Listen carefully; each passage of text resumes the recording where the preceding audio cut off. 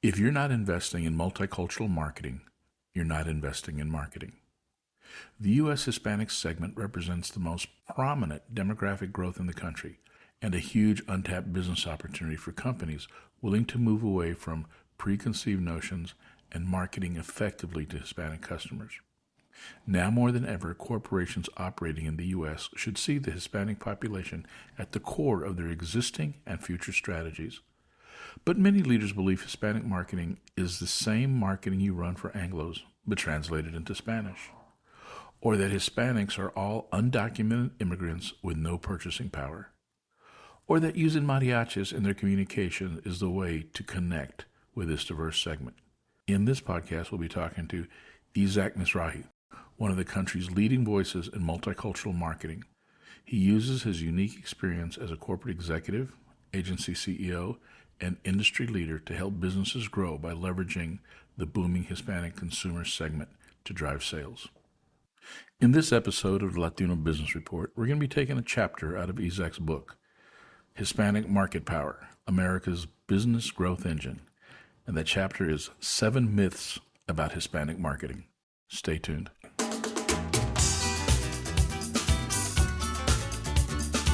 Welcome to the Latino Business Report. This podcast covers business, people, and issues of the day from a Latino perspective. The Latino Business Report is brought to you by TAMAC, the Texas Association of Mexican American Chambers of Commerce. TAMAC is the leading Hispanic business organization in Texas since 1975. Now for your host, J.R. Gonzalez. And welcome to another episode.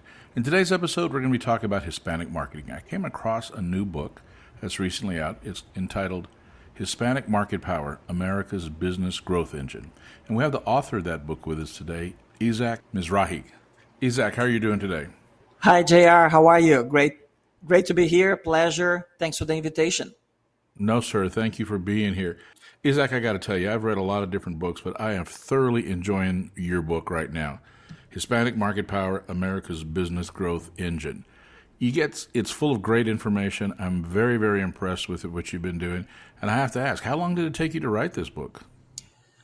I've been writing articles about multicultural marketing and Hispanic marketing for the past 7 years. So I had a very good head start with a lot of material already written.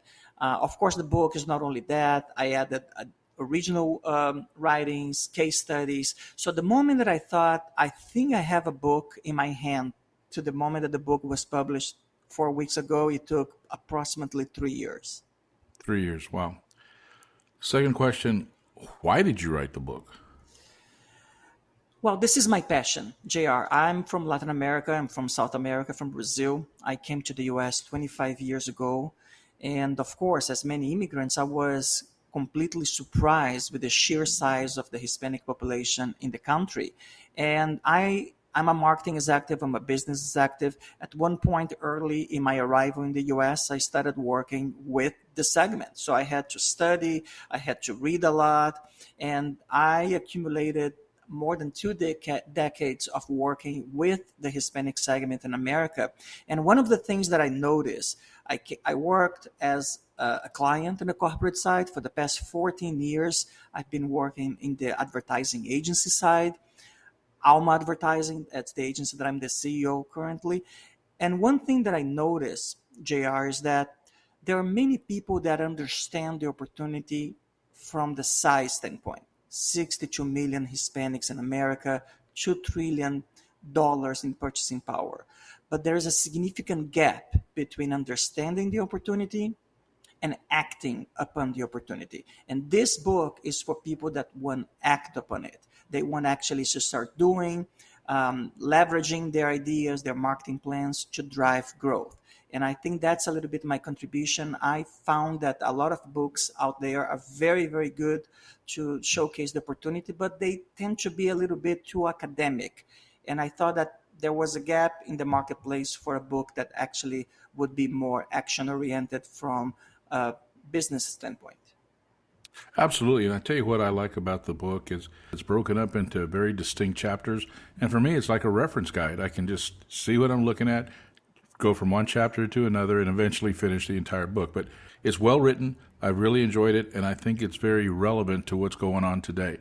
Let me ask you this, Isaac. As we look at this, as corporations are wanting to capture larger market segments, and as Latino population grows, doesn't it just make sense that these businesses, and whether they be major corporations or small to medium-sized businesses, that if they're not going after that Hispanic market segment, they're losing out? I think that's correct. But the reality is, if you stop to see it, JR, the growth of the Hispanic population, the Latino population. By the way, a little parenthesis here. I'm going to use Hispanic and Latino interchangeable, even though I understand it's not the same. But in my book, I decided to use Hispanic. But going back to your question, this is not new.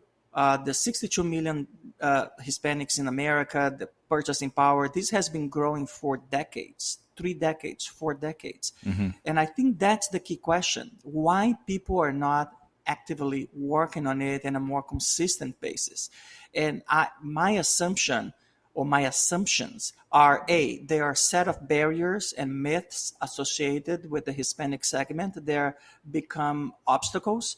And B, you're going to have to do things differently. You cannot keep repeating what you've been doing in the past when your only segment was the white Caucasian population, the Anglo population, because the transformation that we are seeing from a demographic standpoint requires doing things a little bit differently. And I think corporate America tends to be very conservative. People repeat what they have been doing over the years. So between the myths and barriers and the risk-averse type of corporate mentality on changing the way they're doing business, they're doing marketing, those are the 2 main reasons why I think that we are still discussing this as an opportunity. Definitely an opportunity, Isaac, but wouldn't you agree that there's still a lot of misinformation out there about the Latino market?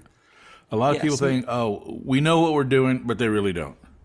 Well, that's the majority. You know, as I said, 25 years in the U.S., working almost all this time in this segment. It's incredible. I touched in this 2.5 decades, JR, approximately 100 different brands, different corporations, different sizes, different segments, different industries. And you're absolutely right. There are a lot of people that think they have this figured out. And here's the deal. Maybe 2 decades ago, this was mostly an intuitive play. People use a gut feeling on how to approach this opportunity. But nowadays, 2023, there are enough studies, research, data, insights, case studies, best practices that can guide corporations. And another reason why I wanted to put together this book is to actually consolidate in one single source all these studies, or at least the most relevant ones, because this is science. This is no longer something that you feel that you have to do. You improvise. You hire somebody from HR that speaks Spanish to manage your business and your marketing, or you have a cousin that lives in Argentina for 2 years and this person can help you out. This is serious money. This is serious business, and it should be treated as a serious marketing and business discipline. And we try to reduce as much as we can the level of improvisation or misconceptions about the opportunity. Well, along with those misconceptions, you see a lot of corporations wasting a lot of money going down trails or trying to capture a market and just doing it wrong. Absolutely. And in the book talks a little bit about this myth and these barriers. And that's exactly what I want to talk about. Chapter 8 of your book. It's titled 7 Myths About Hispanic Marketing. So would you do me a favor? We definitely want people to buy the book. Can we get a little overview of what those 7 myths are? Absolutely. My pleasure. So let's go one by one, and I will try to give a sense. So the first myth is, I'm going to say how it is written here, then I can explain. Behavior segmentation makes cultural segmentation irrelevant. That's the myth. Everything that I'm going to state is, I'm against. So this is a myth. And what is behavior segmentation? It's basically saying that a person is a person regardless of background, ethnicity, and race, and their shopping behaviors are driven by their needs. If you are a parent of a young baby, you're going to buy diapers, and that's it. Regardless if you're Latino, African American, Asian American, white Caucasian, you need diapers, you buy diapers. Now, absolutely, there are a lot of demand that comes from a need. But what I'm trying to call it out in the book is that culture matters and doesn't replace behavior segmentation, but complements behavior segmentation. And what I explain in this book is that when people are touched by a message that's relevant, that's an authentic message that connects with the cultural aspects of your life, you're going to pay more attention. You're going to talk about it. You're going to remember this communication. And ideally, you're going to adopt that brand or service that's advertising that message. And the second important thing about culture is that culture also shapes your attitudes and your behaviors. Being Latino is the sum of a lot of things that we heard, that we saw, that we experienced from our parents, from our grandparents. And these things tend to impact the way that we behave in several aspects of our life.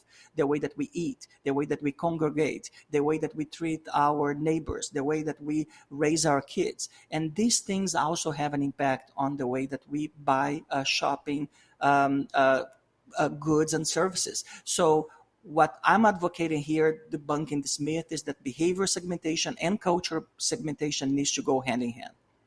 Okay.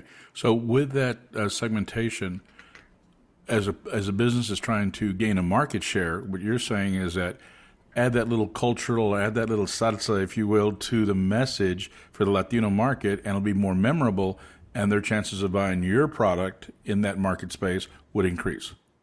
Absolutely. You defined it very well. And that goes a good segue to the second myth here, which is adopting a one-size-fits-all approach is the right thing to do. The one-size-fits-all is a very, very common approach nowadays, JR.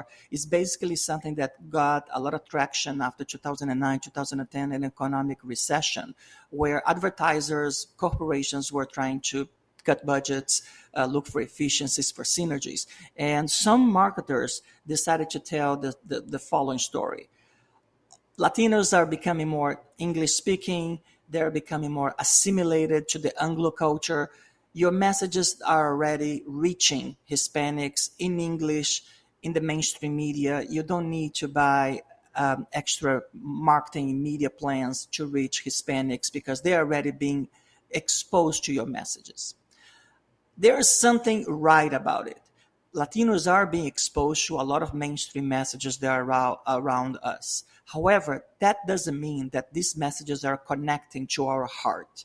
So one thing that I try to explain is that one thing is reaching, the other thing is connecting.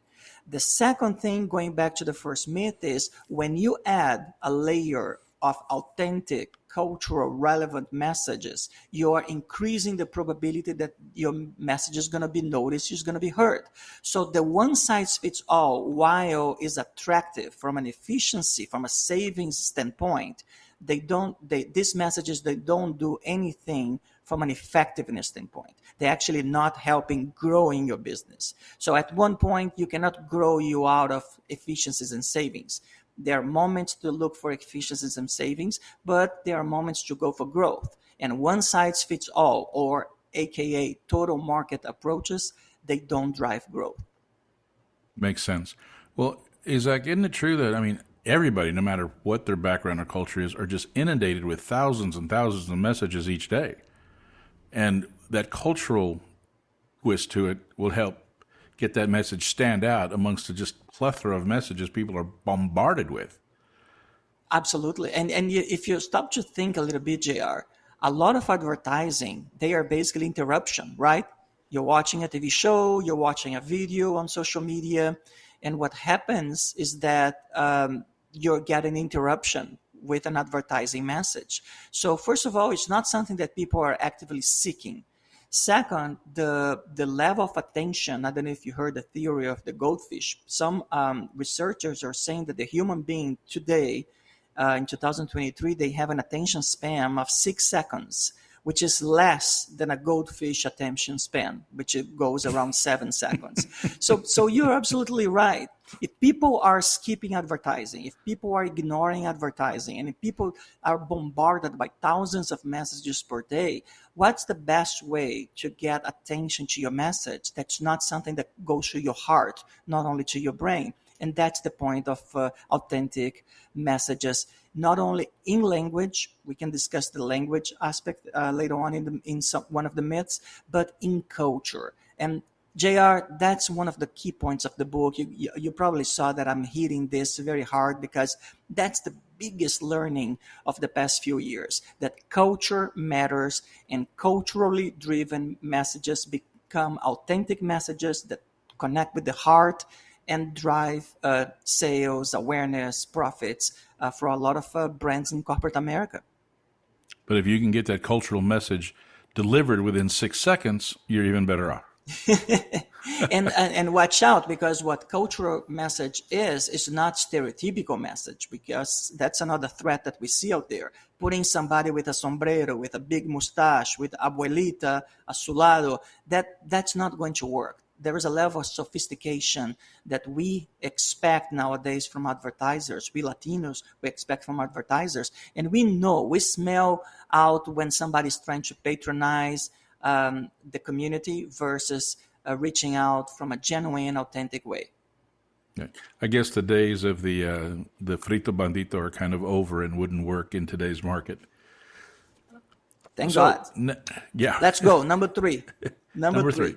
Number 3 is very close to my heart, JR. It's about advertising agencies. And it says that general market agencies, mainstream agencies, can handle Hispanic marketing. Over the past few years, I've seen some of my colleagues and Latinos from other specialized agencies going to mainstream agencies with the promise that their voice would be heard. And what we are saying is that significant level of disappointment. They are telling us that they are being hired, first of all, not in senior positions. They are being hired in low-level, mid-level positions, but to check a box. They are the token Latino, Latina in the room, token Latino, Latina in the PowerPoint presentation, in the spreadsheet with the name of the employees they are working on an account. But they are not making their voice heard because the decision makers on these agencies are still thinking the market as white, Caucasian, Anglo first. So what happens is their voice are not being heard, and the maximum that they are willing to do or able to do is to translate messages created by white Caucasians to Latinos translated to Spanish. And maybe sometimes some nuance, Mariachis here, abuelita over there, to try to make the message more relevant to Latinos. So if you want to win with the Hispanic segment, with the Latino segment, you have to surround yourself with experts inside the organization and experts outside the organization, like experts, subject matter experts, advertising agencies. And I think that's very important to highlight. Would it be safe to say, or would you advise, let's say, if a business or a corporation wanted to reach out to the Latino market and they had a long relationship with a Anglo-owned advertising agency, would it be okay to possibly hire a second advertising agency specifically to reach that market segment? Absolutely. There are several options. We at Alma, we partner with several advertising agencies specialized in the mainstream market, African American marketing. So the more sophisticated markets have a suite of agencies, a roster of agencies that support them and work together. We're not competing with each other. We can work together to integrate the plans.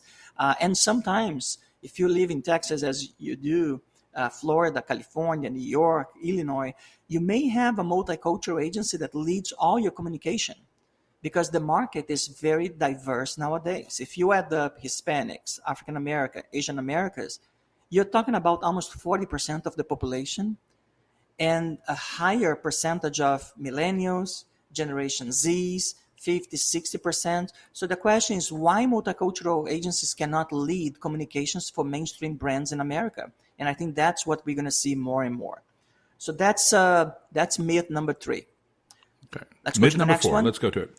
Number four. The number four is very interesting. I know I've been talking a lot about advertising and messaging, but the myth number four is that Hispanic marketing equals Hispanic advertising.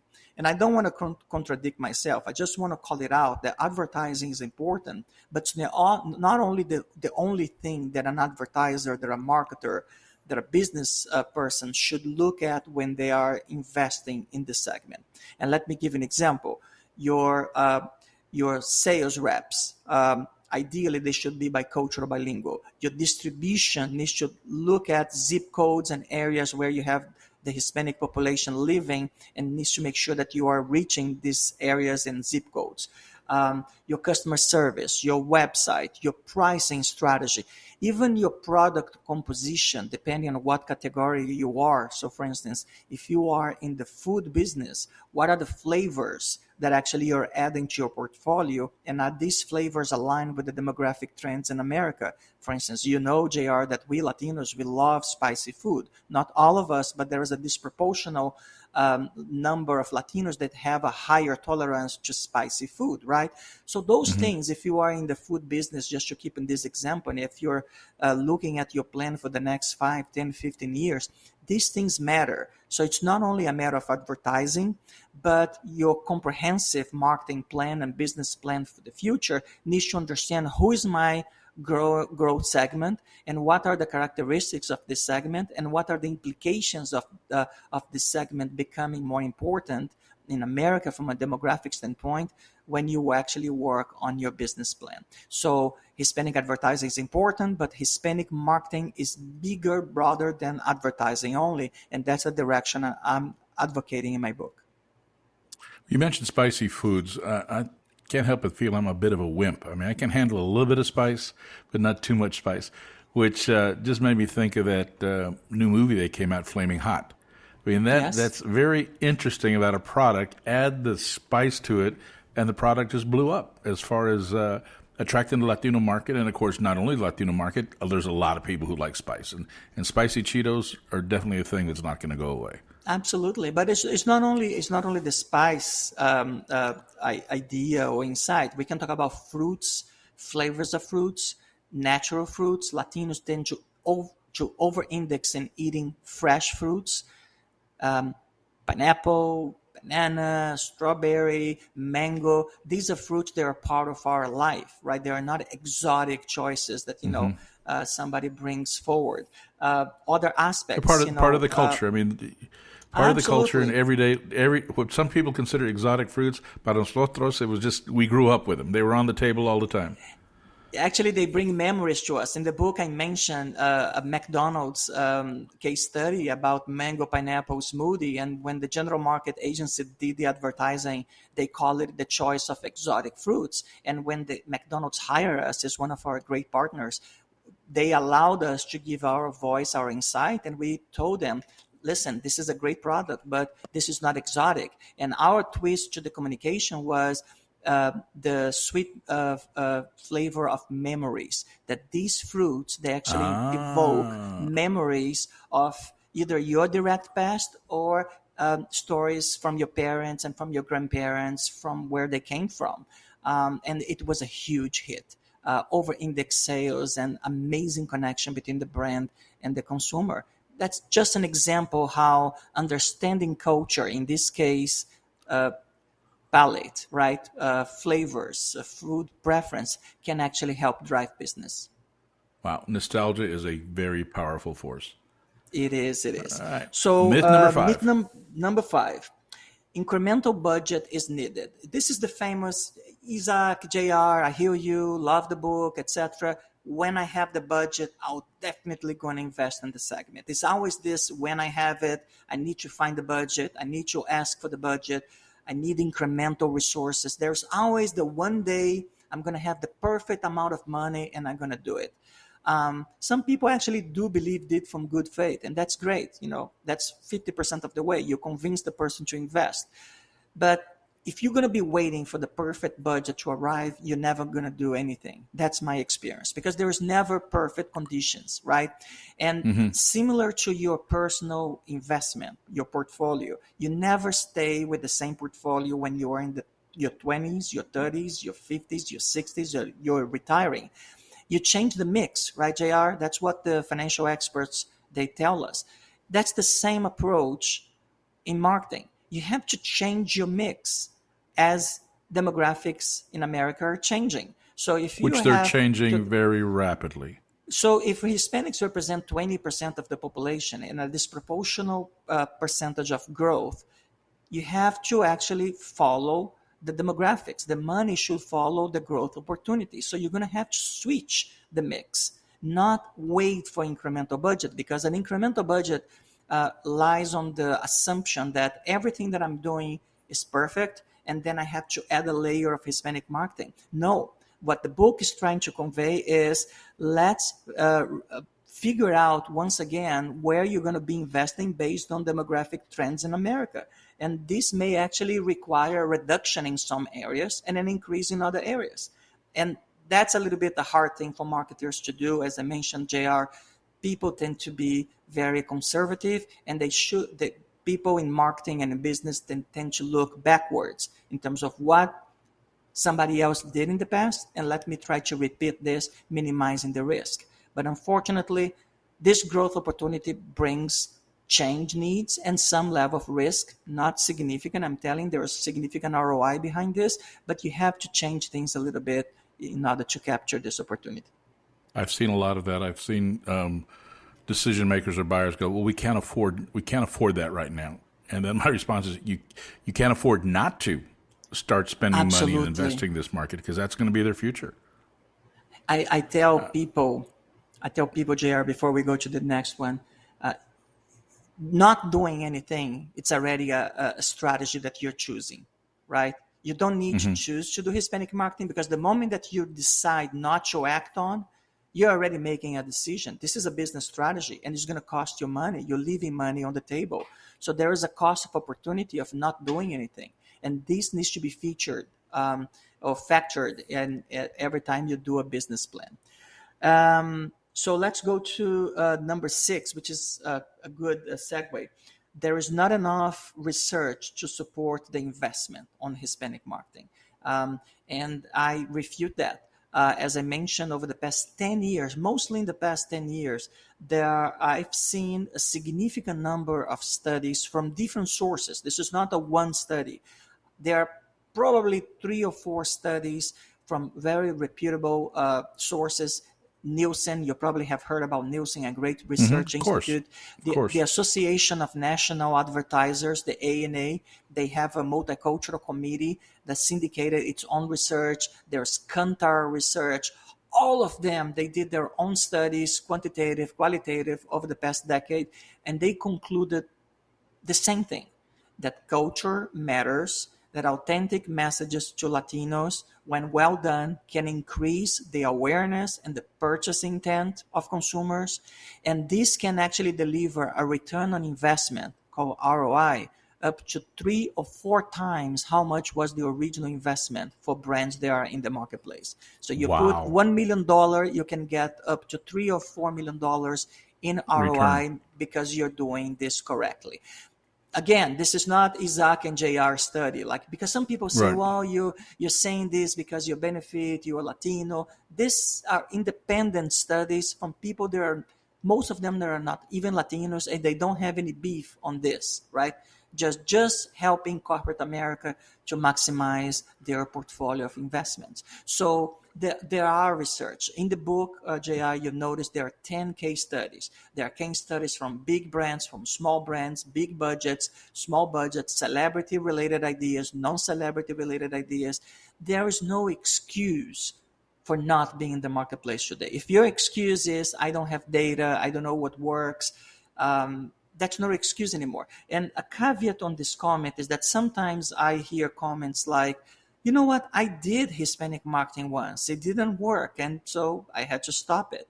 And my response is, well, do you stop advertising for the general market? Yeah, I hear more than you think. And my question is, you know what? This is the mix of science and art. Maybe there's something that you actually have to investigate that didn't drive the results. Maybe it was the level of investment, maybe the idea, maybe your distribution, your pricing. There's so many things that we can debate, but the fact of the matter for me is double standards, right? So when your general market message doesn't deliver the results that you're expecting, you simply stop advertising forever, or you try to change things. You try to understand what worked and what didn't. So that's the same. The same goes with the Hispanic segment. It's not a one time you do a pilot and you see the results. You have to be in the game consistently for years to come.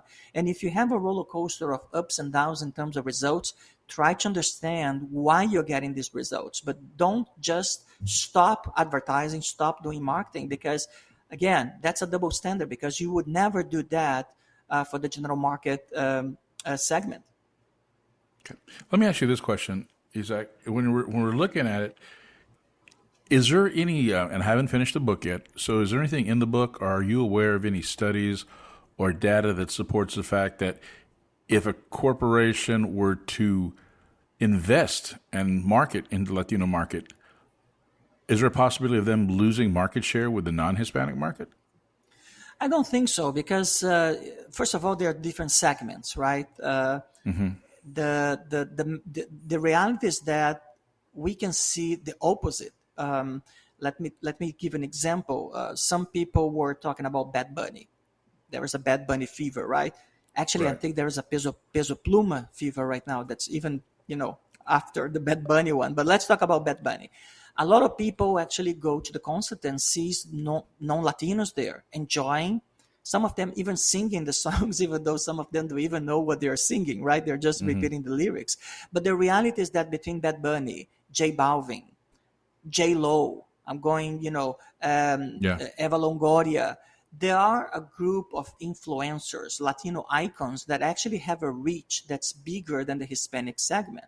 And they actually can help having crossover messages that cross over other segments. So I've seen actually campaigns for our clients at Alma that actually not only do great with Hispanics, but do great with African Americans, Asian Americans, and white Caucasians, because sometimes those insights, they carry over, but also the way we tell a story. JR, you are in the storytelling business, right? You host this podcast. We tell stories a little bit differently, with the heart, with the soul.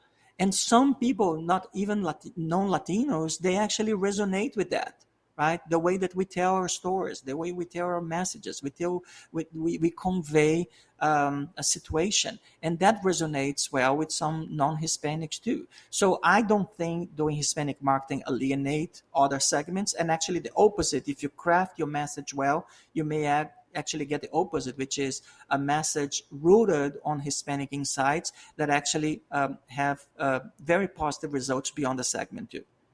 And I guess the fact that there's so many now mixed cultural families, that also would, I would think, play into that factor. Right on, JR, okay. Right on. All right, last one. Let's go to the last one. Yeah, the last one is a very good discussion. It's about language. The myth goes the number of Spanish language users in the US is down. And I'm going to piggyback on other aspects of the book. Let's talk a little bit about language. Is language important? Because I'm talking about culture, but what is the role of language? Language is very, very important. Let me talk about the myth first. Some people, going back to the total market myth, says, you know what, a lot of Hispanics, they speak English. They're second generation, third generation Americans. They're going to assimilate. That's the word. They're going to assimilate to the Anglo culture.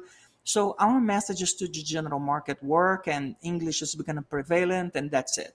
Now, English is not, Spanish language is not declining. The percentage of households speaking Spanish slightly declined in the past 15 years from the low 70s to high 60%. 66, 67% of households, we have people that speak Spanish at least or more than English. But the number of households, Hispanic households, had been increasing over the past 2 decades. Okay, that's what I was going to ask. So the percentage may have slightly dropped, but the overall raw number of the amount is significantly increased. So Okay. basically Makes sense. today we have more people speaking Spanish than 10 years ago, 20 years ago, 30 years ago. And I can tell you that 5 or 10 years from now, there are going to be more Spanish speaking in America from the absolute standpoint than today. So this is a fact. Now, the question is Spanish relevant? And our conclusion is it is. First of all, because it's the language of the heart. It connects with parents, grandparents, it connects with culture, it connects with food, with music. Let me give an example on sports. As a Brazilian, you know my favorite sports, right? It's football, but soccer, Well, yeah. football. Yeah. So I can watch and the World Cup, for instance. Last year, the World Cup, we had the broadcast in both English and Spanish. It's the same imagery, right? The same game, real time, same quality in English and Spanish. And I watched in Spanish because for me it's a passionate way to broadcast the game. And I was raised in South America from that cultural perspective. This is an emotional broadcast. And nothing against the broadcasters in English. They do their job. I'm sure they're very competent. I'm not saying that there is a right and a wrong. I'm saying that there is a way to connect with my heart, and there's a way that doesn't connect with my heart. So even though I'm fully bilingual, I picked the Spanish broadcast for cultural reasons. And that's what we are seeing out there. There are a lot of people that are comfortable speaking English and Spanish, but the content they are looking for sometimes is either only provided in Spanish or better provided in Spanish. And that's what consumers are making choices, not only because of language proficiency, but also what they want to consume from a content standpoint. And as far as Spanish-speaking announcers, when it comes to football, it makes it much more exciting. If you're listening out there and if you have not watched a soccer game on Spanish language television, try it. It is a different experience altogether. In radio too. Sometimes you don't have the game in Spanish on TV. You can turn on the radio, the web radios, and mute down the volume. You can watch NFL. You can watch the NBA Finals. It's a different experience. And again, it's a cultural experience. There's nothing to do with whether or not you understand the language. And I think this is important. Since the whole discussion that we are having here and the book tries to make the points is about culture, language has a significant, important role in conveying this culturally relevant message. Absolutely. Wait, we're almost out of time, but I do want to discuss one part here. It's one of the chapters in your book. I have not gotten to it yet, but if you can give me a little peek, it's effective multicultural business starts in the boardroom. Yeah. Or should start in the boardroom. What's that about? Should start in the boardroom. Well, it's the realization of my personal experience, JR, that the companies that are succeeding, winning with the Hispanic segment, these are companies that the commitment comes from the top, right? It's the C-suite, the CEO, the CFO, the head of sales, the head of marketing, and the board of directors. I think that if you go back to the demographic changes in America, I think Latinos representation in boards. There was an interview with an association called Latinos Corporate Directors Association, LCDA, which, by the way, I'm part of it. They're trying to increase the representation in board of directors from a Latino standpoint. The representation is very, very small. It's less than 5%. So even though we represent 19% of the population, we represent less than 5% of the board directors. And you say, why would I care, right?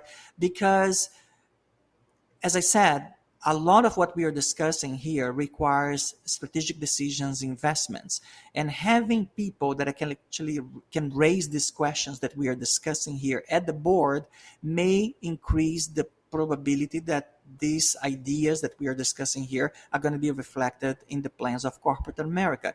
Besides, I think that we bring, if you forget for a second Hispanic marketing, I think we bring something different to the table. We've seen a lot. We've seen ups and downs.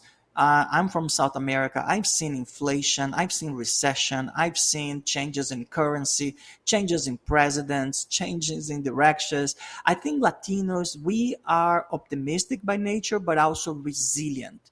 And this resilience, this optimistic perspective on things could benefit a corporate America in several ways. It's a different perspective, a perspective that goes a little bit away from the mainstream way of seeing things. And the mainstream way of seeing things may be worthwhile and working for several companies, but what we are seeing out there, JR, is basically change every day. Change is the only thing that's constant, and there is nothing better than actually hiring Latinos to be in your board because we know how to face change. I'm sure you have your own share of stories about change, and I have mine. Do I? But this is in our DNA, right? We are not afraid of challenges. We are not afraid of obstacles. We are not afraid of falling down, and we are not afraid of change. Well, Isaac, like I said, I am thoroughly enjoying the book. I look forward to finishing it, and it's definitely going to stay on my shelf as a reference book. You've done an excellent job, and thank you for taking the time to write this. So for our listeners, can you tell us where can we get the book, and do you have another one in the works? Let me start with the first question. You can find the book in mostly of the online stores. You can go to Amazon.com. You can go to my publisher, routledge.com. But there is a website that facilitates things, www.hispanicmarketpower.com, everything in one word.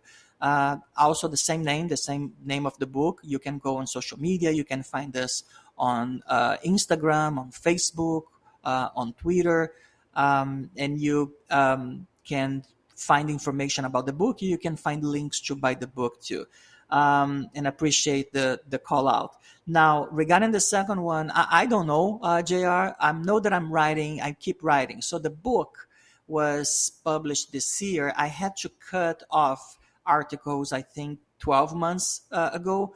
So I have written probably 19, 20 articles since I closed the content of the book. Some of them on Hispanic marketing, some of them in other topics related to multicultural marketing.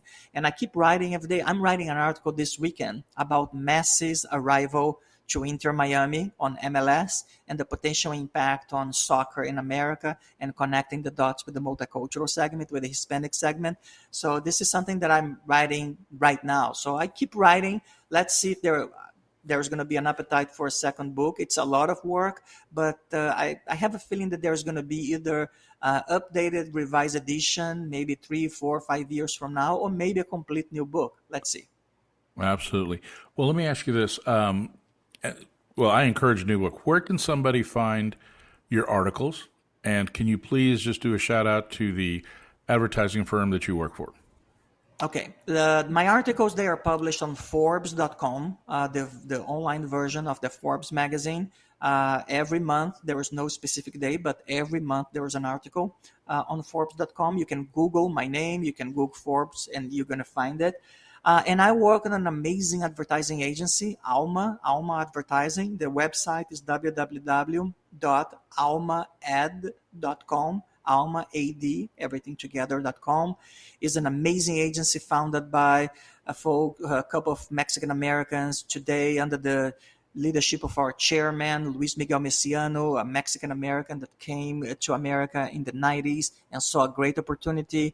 And we do amazing work. You can get a little bit more information about what we do there. And if you want to reach out to us, reach out to me. You can do it through the agency website or through the book website.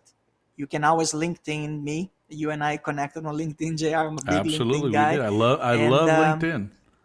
And maybe, as you and I discussed offline, I'm working on potential book tours. I'm doing book signings in Miami, in South Florida.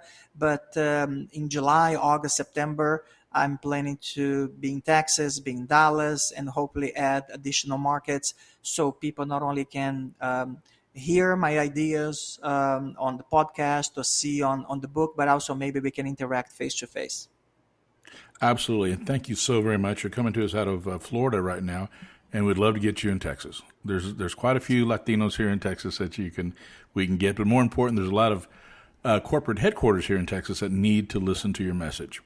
Absolutely, absolutely. Well, thank you for the call out. Thank you for the opportunity. Looking forward to connect with you in the future, JR, and with your listeners too. Okay, thank you very much. You've been listening to Isaac Mizrahi, the author of Hispanic Market Power, America's Business Growth Engine. Once again, my name is J.R. Gonzalez. You've been listening to the Latino Business Report. You can find us at our new website put together by Myhts Digital. Thank you, Myhts Digital. You did an excellent job on that. I'm really, really pleased with it. But you can find us at latinobusinessreport.com, and you can also find our entire library of episodes on YouTube. Folks, I hope you enjoyed this episode. Thank you for listening. Until next time.